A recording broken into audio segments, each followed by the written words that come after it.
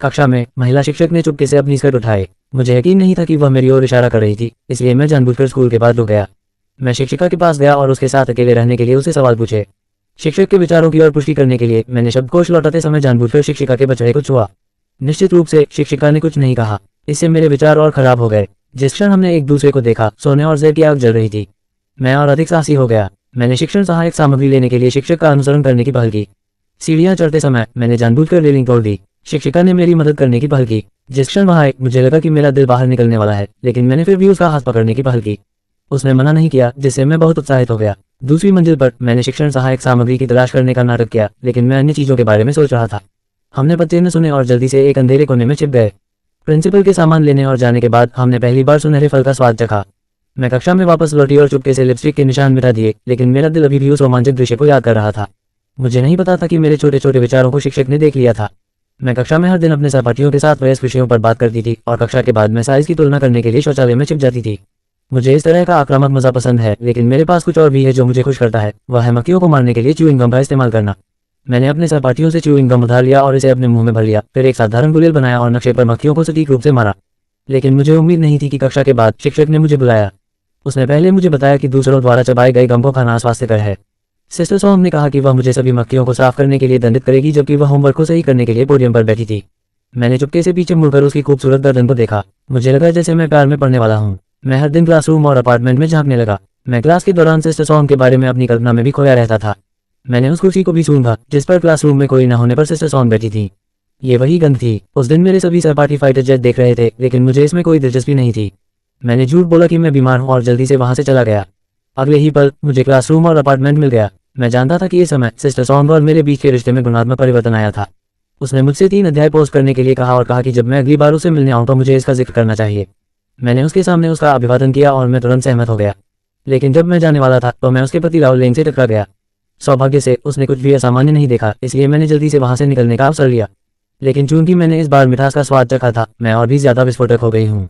न सिर्फ मैं क्लास में सिस्टर सॉन्ग के साथ फ्लर्ट करती थी, बल्कि मैं बीच बीच में उसके घर भी जाती थी। इस दिन मैं सिस्टर सॉन्ग के घर उसका जन्मदिन मनाने गई थी। मैंने खास तौर पर फूलों का गुलदस्ता भी तैयार किया और रोमांटिक समय बिताने की योजना बनाई। अप्रत्याशित रूप से मैंने सिस्टर सॉन्ग की क्लास खत्म होने का इंतजार नहीं किया, बल्कि उसके पति लाओ लेंग का इंतजार किया। मैं बहुत घबरा गई थी और जल्दी से फूलों को अपने पीछे छिपा लिया। मैं इतनी डरी हुई थी कि मैं उसे निर्देश देने की हिम्मत नहीं कर पाई, इसलिए जब वह ध्यान नहीं दे रही थी तो मैंने फूलों को फूलदान में रख दिया। लाओ लेंग ने न सिर्फ मुझ पर शक नहीं किया, बल्कि मेरे लिए बहुत दिलचस्पी से संगीत भी बजाया। फिर लाओ लेंग ने मुझे बताया कि वह एक सेल्स पर्सन है जो पूरे साल बाहर घूमती रहती है और उस पर काम का बहुत दबाव रहता है।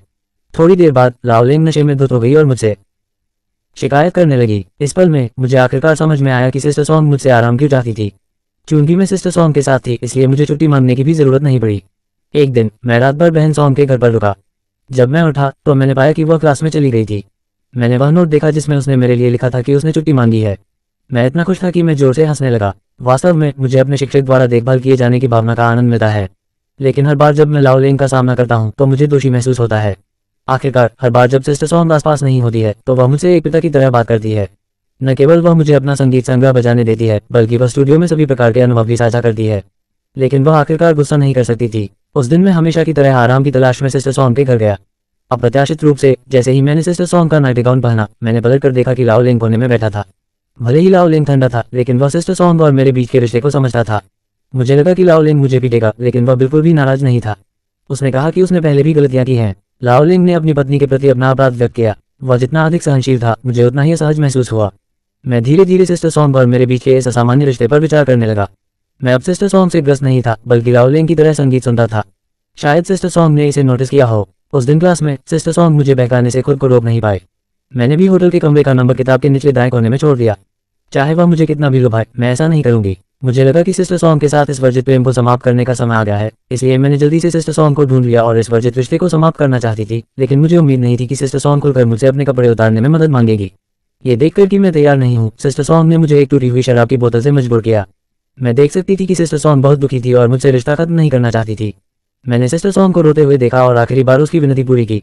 अप्रत्याशित रूप से सिस्टर सॉन्ग ने अगले दिन प्रिंसिपल को ढूंढ लिया और उसे फंसाया, ये कहते हुए कि मैं उसे परेशान कर रहा था। मेरे पास प्रिंसिपल के कार्यालय में खुद का बचाव करने का कोई तरीका नहीं था, इसलिए मुझे सबूत खोजने के लिए कक्षा में भागना पड़ा। मैंने नोटबुक खोली, लेकिन पाया कि सभी सबूत सिस्टर सॉन्ग द्वारा नष्ट कर दिए गए थे। मैंने लाओ लेंग के बारे में सोचा, शायद वह मेरी गवाही में मदद कर सके। मैं अभी भी बहुत भोली थी। लेकिन बस उस दयनीय विवाह को बनाए रखना चाहता था और मेरे लिए गवाही नहीं देना चाहता था। मैंने उसकी कायरतापूर्ण और सहनशील उपस्थिति को देखा और अवाक रह गई। मैं कक्षा में वापस आ गई और चुपचाप निष्कासन के दिन का इंतजार करने लगी।